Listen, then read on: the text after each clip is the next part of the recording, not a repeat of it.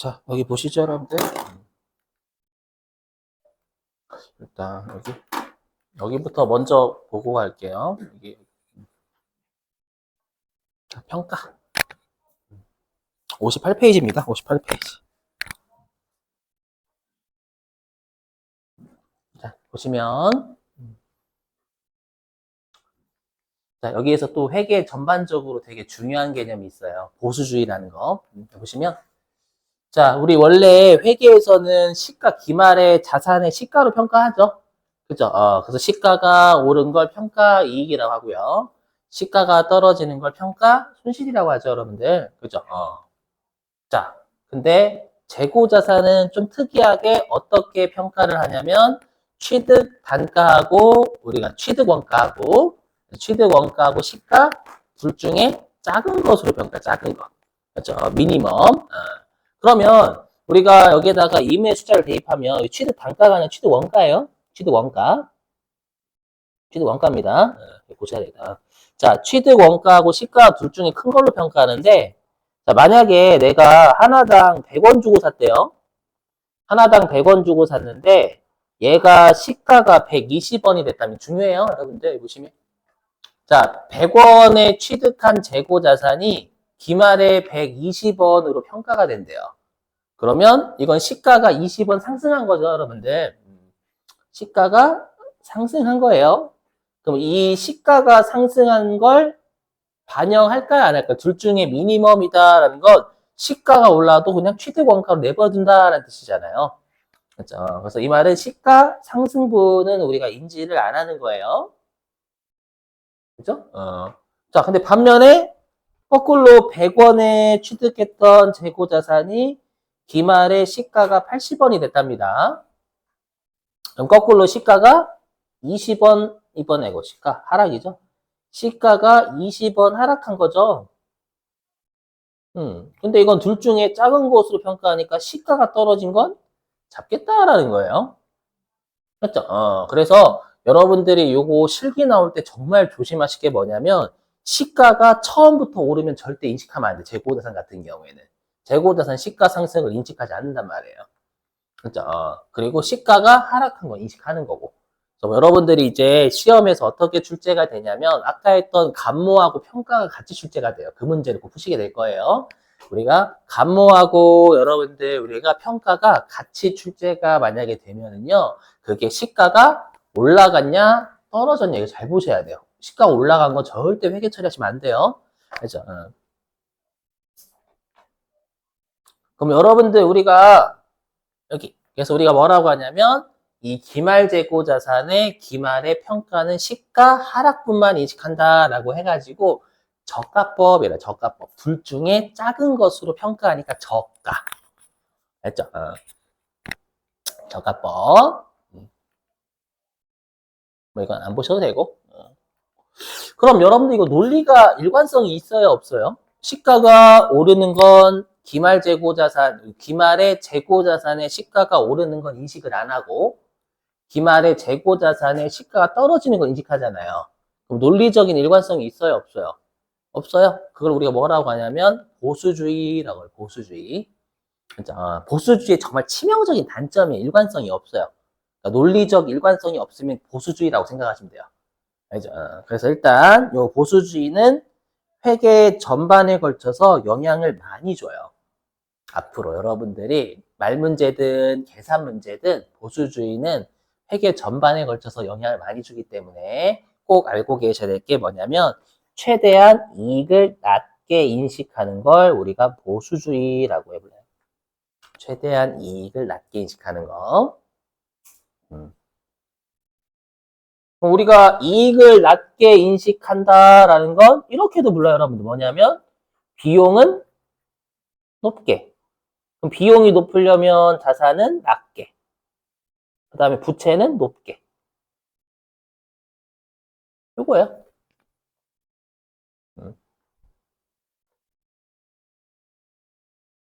우리가 이익하고 자본은 같이 가잖아요, 여러분들. 그럼 자본이 내려가려면 자산이 내려가야죠. 부채는 올라가야 되고.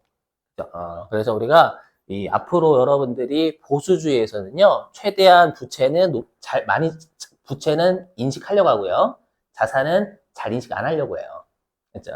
그리고 예, 우리가 비용을 최대한 높게 인식하려고 하는 경향이 있어요, 회사들이. 그죠? 그러니까 되게 신중하자라는 게 보수주의가 왜 나왔냐면 회사가 성과를 보고할 때 뭔가 이런 거 있죠. 우리가 일상생활을 따지면 잘난 척 하는 애들 있죠. 그죠? 잘난 척 하는 애들이 나중에 만약에 내가 막 공부 잘한 티를 내요. 그랬다가 성적이 떨어지면 쪽팔려 하잖아요. 그죠? 근데 얌전히 있어.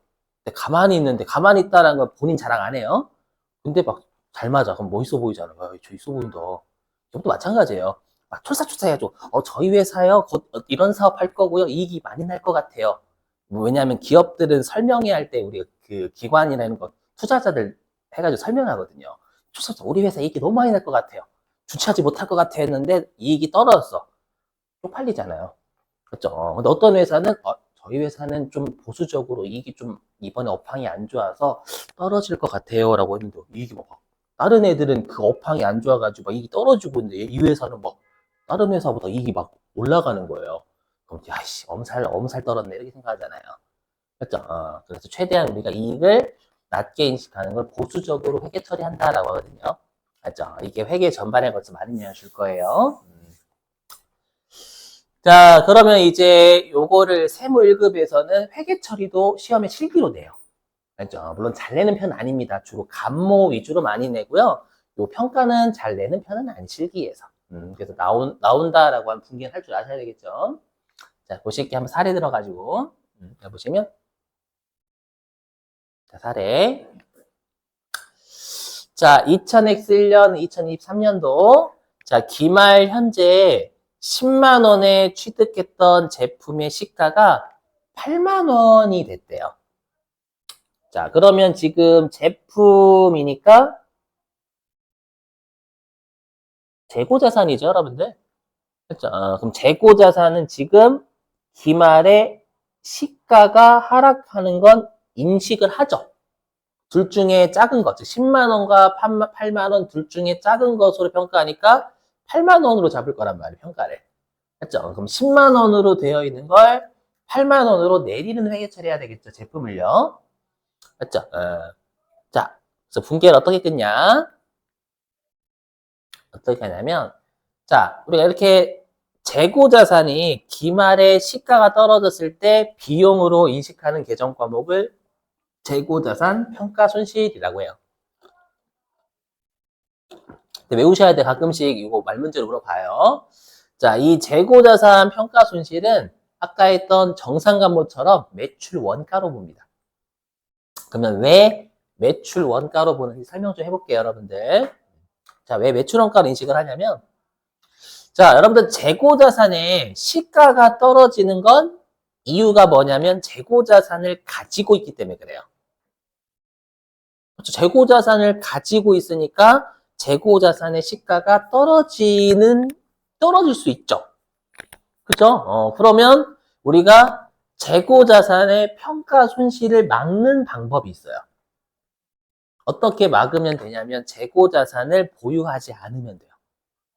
재고자산을 보유하지 않으면 시가가 떨어질 일도 없고 상승할 일도 없어요. 맞죠? 근데 문제는 뭐예요? 재고자산을 가지고 있지 않으면 뭐도 없냐? 손님도 없어요. 그죠? 보니까 재고자산 가지고 있어야지. 맞죠? 반도체 기업들도 재고자산 가지고 있잖아요, 여러분들. 가지고 있지 않으면 못 팔아요.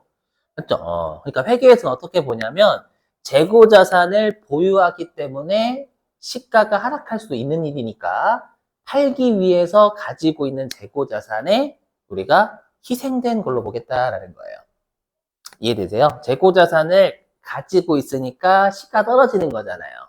즉 판매를 하기 위해서 재고자산을 가지고 있으니까 그것에 대해서 시가가 떨어질 수도 있다라고 봐서 매출을 얻기 위해서 보유하는 재고자산의 희생으로 봐요.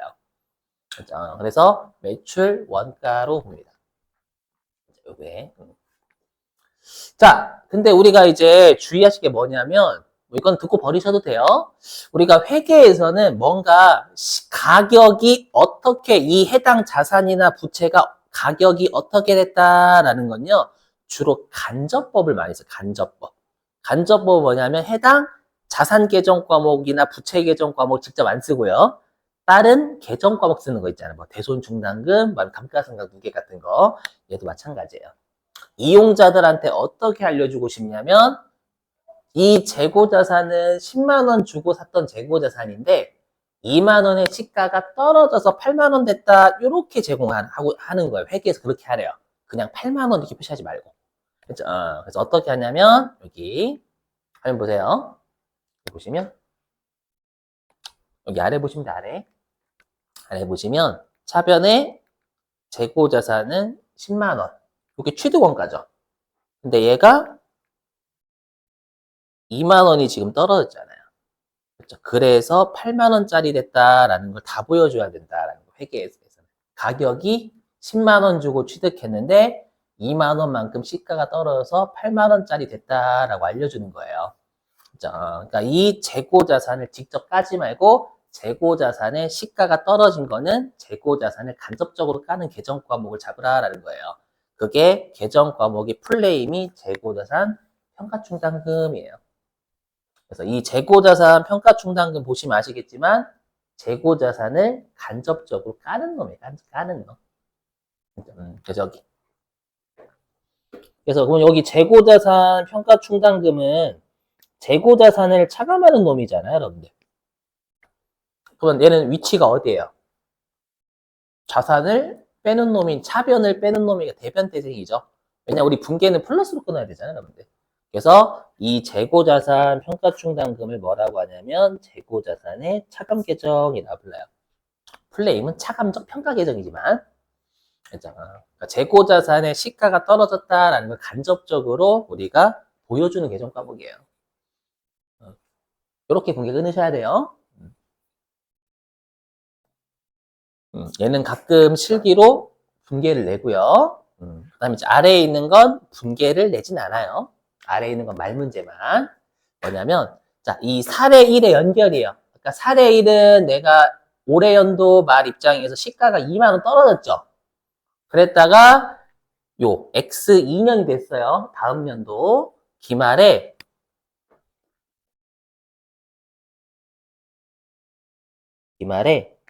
요 8만 원의 제품의 시가가 10만 원으로 상승을 한 거예요. 근데 조심하실 게 뭐냐? 우리 아까 시가 상승분은 인식하지 않는다라고 했죠. 그건 시가가 처음부터 상승했을 때 인식 안 하는 거고, 얘는 지금 시가가 떨어졌다가 상승하는 거잖아요. 맞죠? 그래서 얘를 뭐라고 하냐면 시가 회복분이라고 불러. 시가 회복분. 회복이다라는 게 떨어진 게 여러분들 올라가야 회복인 거잖아요. 회복하고 상승은 다른 말이에요. 맞죠? 그러니까 바로 상승하면 상승이고, 떨어졌다가 올라가면 회복이고. 아시죠? 자, 근데 문제는 뭐냐? 화면 보세요. 화면 보시면 재고자산은 기말에 평가할 때 어떻게 평가하는 여기 둘 중에 작은 것으로 평가하자. 작은 거. 그럼 지금 취득 원가는 여기 10만 원이죠. 그리고 지금 X 2년도 말에 시가는 11만 원이잖아요. 그럼 둘 중에 작은 건 어디예요? 여기잖아, 여기. 얘가 아니라 얘예요, 얘. 맞죠? 둘 중에 작은 거는 취득 원가잖아요. 그렇죠? 그래서 우리가 그래서 말문제로 뭐라고 하냐면 당초에 재고자산의 시가가 떨어졌다가 시가가 상승한 경우 떨어졌다가 상승이요. 재고자산의 시가가 떨어졌다가 시가가 회복, 상승된 경우에는 취득 원가를 한도로 우리가 취득 원가를 한도로 시가 상승분을 인식한다 이렇게 돼 있어요. 법문구가. 이해되세요? 즉 3만 원을 다 올려주는 게 아니라 취득 원가의 10만 원을 한도로만 올려준다라는 거예요. 말문제. 그렇죠? 그래서 얘는 우리가 3만 원이 아니라 2만 원만 올려줘야 돼. 10만 원까지만. 그래서 여기 8만 원에서 이렇게 8만 원에서 11만 원 얘가 아니라 8만 원에서 10만 원이 한도니까 여기까지만. 이해되시겠어요? 이건 말문제. 분계는 안 내요. 왼쪽 한 번도 없어요. 됐죠, 여러분들? 그러면 분계를 어떻게 끊냐? 보세요. 이건 없을 건데 아마. 이건 없지. 내가 해볼게요. 보시면 자, 그럼 이게 재무상태표 PS 20 X 2년 12월 30일. 자, 우리 재고자산은 일단 취득원가 놔야 돼요. 10만 원. 됐죠? 근데 이제 이 재고자산 평가충당금이 얼마가 돼야 돼요? 얘가 10만 원까지 인식을 하려면 0이 돼야 돼요. 0. 됐죠? 그래서 0이 돼야 되니까 여기다 평가충당금이라고 좀 줄일게요. 평가충당금은 얼마가 돼야 되냐면 물론 표시가 안 되지만 마이너스 0이라고 할게요. 이렇게 해야 얘가 10만 원으로 표시가 되는 거잖아요.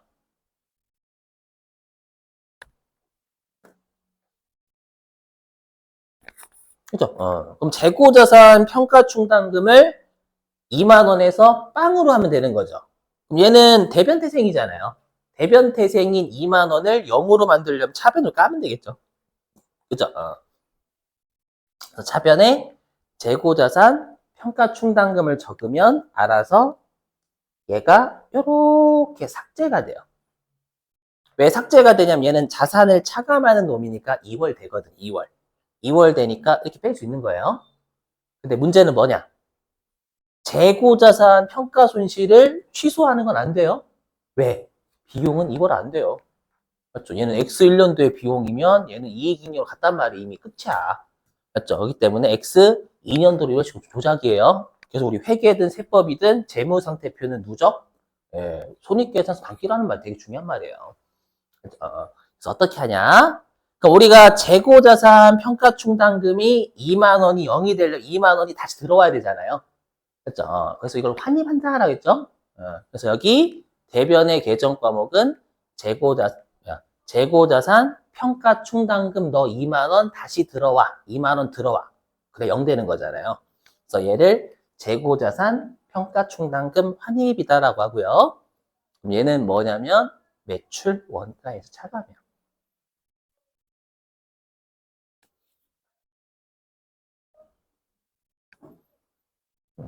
왜냐면 여러분들 당초에 매출 원가에 가산했잖아요. 근데 얘는 매출은 아니죠. 매출은 아니니까 매출 원가에 가산했으면 원래 대응되는 수익을 인식해야 되거든요. 맞죠? 근데 얘는 대응되는 수익이 매출이 있긴 하지만 얘가 매출은 아니에요. 엄밀히 얘기하면. 그냥 시가가 오른 거지. 판 거 아니잖아요. 맞죠? 그래서 그냥 매출 원가에 처음에 가산했으니까 매출 원가에서 차감한다 이렇게 돼 있어요. 법문 기준이. 그죠? 말 문제. 자, 여기 대변의 재고자산 평가 손실 못 가요. 그렇게 하면 도자기에 이월시켜버리는 거니까. 여기까지 되세요? 여러분들? 예. 제가 지금 PPT를 거꾸로 놔가지고 뭘 거꾸로 놨냐면 근데 우리 시험에는 또 시가를 친절하게 안 줘요. 알죠? 왜냐하면 우리가 재고자산은 시가를 우리가 쓰는 게 다르거든요. 이 시가를 직접적으로 안 주고 이 시가를 우리가 어떤 용어로 던져줘요. 맞아. 그거를 예, 뒤로 넘겼어야 되는데 갑자기 죄송해요 여러분들. 다시 이쪽으로 갈게요. 미안해요 여러분들 앞으로. 여기. 죄송해요. 자 평가. 자 보세요 평가. 자 보시면 우리 아까 요 감모 있죠 감모.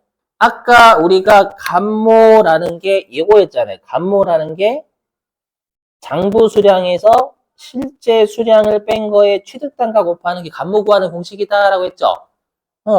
근데 우리가 평가라는 건 거꾸로 뭐라고 했냐면 시가 하락분이었잖아요.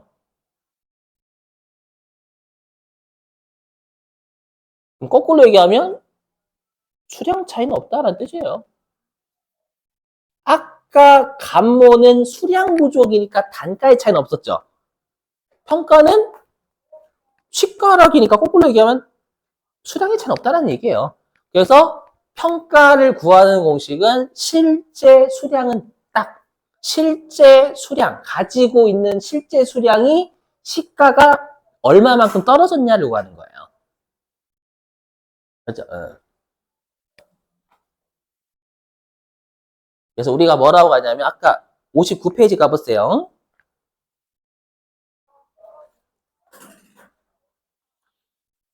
자, 아까 59페이지 맨 위에 가시면 거기 선감모 손실 인식 후 평가 손실 인식이라고 있죠, 여러분들.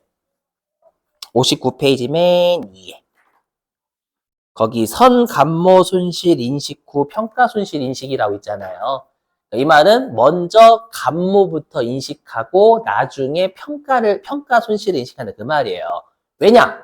자, 보세요. 왜냐? 우리가 감모로 하게 되면 감모를 잡는 순간 어떻게 되는 거냐면 장부 수량을 실제 수량으로 맞춰주게 되는 거잖아요. 그러니까 감모를 인식을 해야 장부 수량이 실제 수량으로 돌아가는 거예요. 아까로 따지면 250원이 200원이 되는 거예요. 그렇죠? 그래 놓고 그게 실제 수량 맞춰지는 거죠. 그 실제 수량으로 맞춰진 것이 시가가 얼마나 떨어졌냐를 보는 거예요. 그러니까 당연히 감모부터 먼저 인식을 해서 실제 수량으로 만들고 하나당 얼마 주고 샀던 게 하나당 얼마로 떨어졌는지 구하는 거예요. 이해되세요? 그래서 선감모 후평가라고 하는 거예요. 선감모 후평가. 자, 그러면 이제 여러분들이 59페이지에 사례가 있거든요. 사례? 예. 자, 사례 좀 볼게요. 사례. 사례가 뭐냐면 59페이지 맨 위에 표야. 표. 자, 표 볼게요. 표. 자, 표 보시면 거기 장부상 수량 100개 보이시죠? 그리고 오른쪽에 장부상 단가 1,000원 보이세요? 그러니까 이 회사는 수량이 장부에는 100개가 있고 하나당 1,000원 주고 샀다라는 뜻입니다. 자, 근데 아래로 가보시면 실제 보이시죠? 실제. 근데 실제 수량은 몇 개 있대요? 80개. 예. 그러니까 여러분들 100개가 장부상에 있는데 실제로 세보니까 80개밖에 없는 거예요. 이해되세요? 그래서 20개가 없어진 거죠. 네, 하나당 얼마 주고 샀던 게 20개가 없어지냐면 하나당 1,000원 주고 샀던 게 20개가 없어진 거예요. 무슨 말인지 이해되시겠어요? 해석되세요, 여러분들? 네. 자, 그 다음에 거기 있는 800원은 실제 단가죠. 그러면 이 말은 뭐냐면 하나당 1,000원 주고 샀던 게 하나당 800원 됐다라는 뜻이에요. 이해되시겠나요? 무슨 말인지? 자, 그래서 이 화면 보시면, 그래서 화면 보시면, 그래서 여기 공식에 대입하면, 지금 장부 수량은 우리가 100개죠. 100개. 거기에다가 실제 수량 80개 빼는 거예요. 그럼 20개가 없어졌고, 하나당 1,000원 주고 산 게 20개가 없어졌잖아요. 그러면 얘가 2만 원에, 맞나? 2만 원에 감모가 발생한 거예요. 여기까지 되시겠어요, 여러분들? 감모. 자, 근데 거기 사례 좀 볼게요. 사례 보니까 감모 수량 20개라고 돼 있는데 정상 감모 15개, 비정상 감모 5개 보이시나요, 여러분들? 그렇죠? 그러니까 20개를 15개, 5개로 쪼개라는 얘기예요. 그래서 다시 화면 보시면 그래서 이 2만 원 중에서 우리가 15개 곱하기 하나당 1,000원은 15,000원 정상 감모가 되는 거고. 그렇죠? 그다음에 5개 곱하기 1,000원에서 5,000원은 비정상 감모가 되는 거예요. 이렇게.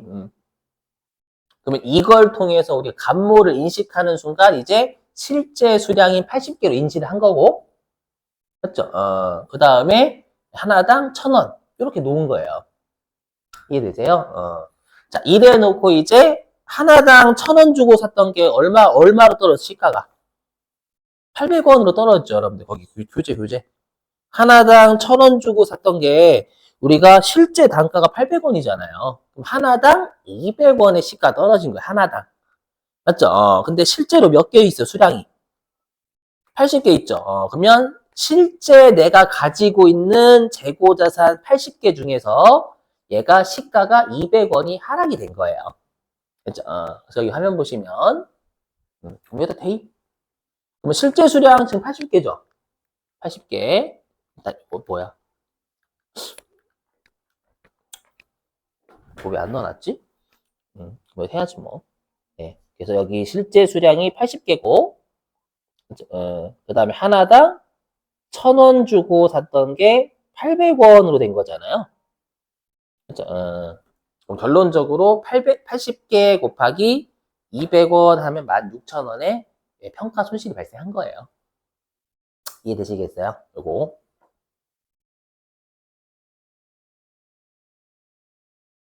세무일급은 여러분 시험에 친절하게 잘 안 주는 경우가 많거든요. 수량 곱하기 단가로 구할 줄 아셔야 된다라는 거예요. 논리적으로.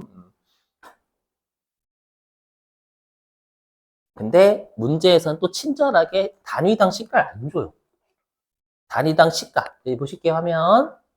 자, 우리가 재고자산에서는 우리가 회계에서는 시가가 두 개가 있어요. 두 개. 두 개가 뭐냐면 팔 때 시가, 살 때 시가. 팔 때 시가, 살 때 시가가 있어요. 자, 근데 우리가 재고자산 중에서 사오는 애만 있어요. 그게 원재료거든, 원재료. 그래서 원재료는 우리가 뭘 쓰냐면 현행 대체원가 이게 구입시 시가예요.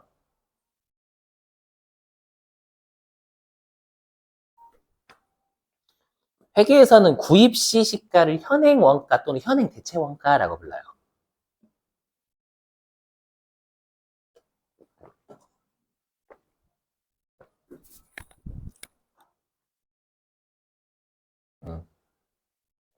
이게 뭐냐면, 이게 뭔 뜻이냐면, 이거 이 뜻이에요, 뜻. 무슨 뜻이냐면, 예전에 샀었던 거 있죠? 그거를 지금, 현행이 지금이잖아요. 현재 가격으로 산다면 얼마를 줘야 되는데, 우리 현행 원가라고 회계에서 부르거든요. 그래서 구입 시가고, 근데 우리가 상품이나 제품은 판매 목적이죠. 판매. 그럼 판매 시 시가는 뭐라고 하죠? 우리가 순실현 가능 가치다라고 해요. 순실현 가능 가치. 그래서 우리 여기 있는 순실현 가능 가치가 뭐냐면 판매 시 시가.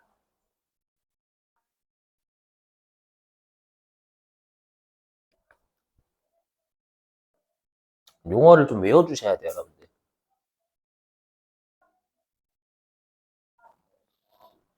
그게 아마 58페이지 아마 있을 거예요. 58페이지. 58페이지 맨 아래 가시면 거기 2번 공정가액이죠. 공정가액. 58페이지 맨 아래 가보세요. 거기 2번 공정가액이라 있을 거예요. 보이세요? 거기 동그라미 1번 원재료 현행대체원가라고 돼 있죠. 근데 동그라미 2번 상품, 제품, 제공품 원재료 아닌 놈이잖아요. 그래서 원재료 이외라고 여기다 표시한 거예요, 제가. 그렇죠? 원재료 아닌 나머지는 다 파는 애들이기 때문에 얘는 팔 때 시가 쓴다라는 거예요. 원재료는 구입하는 거니까 구입 시가 쓰는 거고.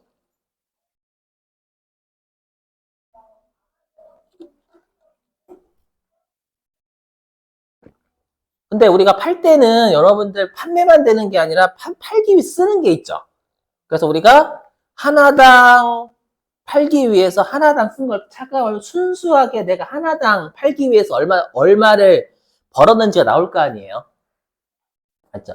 그래서 우리가 단위당 판매 가격에서 단위당 판매비를 빼면 우리가 순수하게 내가 하나당 얼마에 팔았는지가 나온다라는 거예요. 그 우리가 순실현 가능 가치다라고 불러요. 알죠? 그러니까 예를 들면 내가 만약에 하나당 제품을 2,000원에 팔았대요. 근데 2,000원에 팔기 위해서 내가 운반비를 하나당 300원에 썼대요. 그럼 우리가 1,700원을 순실현 가능 가치다라고 불러요. 알죠? 하나당 순수하게 1,700원에 팔았다. 알죠? 외우시는 거 여러분들 시험에 그냥 이렇게 내니까 딸랑. 자, 그래서 중요한 건 뭐냐? 우리 시험에 내는 건 요거 아까도 설명드렸지만 여기 단위당 시가가 취득 단가보다 높대요. 그러면 평가 이익 나오잖아요. 여기 하면 자, 단위당 시가가 취득 단가보다 높아요. 그럼 이때는 여러분 평가 이익 나오는 거죠. 평가 이익을 재고자산에서 인식해야 안 해요? 안 해요. 평가 이익을 인식하지 않아요. 재고자산은. 평가 이익을 인식하지 않는 건 재고자산이죠, 여러분들. 그죠? 그래서 재고자산은 절대 평가 이익이 나오는 걸 여러분들이 회계 처리하려고 하시면 난리 나는 거예요. 그죠? 그래서 얘를 실제 계산 문제 한 문제 풀고 그 다음에 실기 한 문제 풀고요. 그래서, 해볼게요. 그 교재 어디로 가주시냐?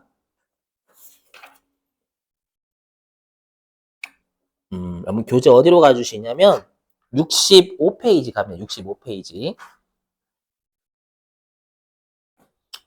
자, 교재 65페이지로 가보세요.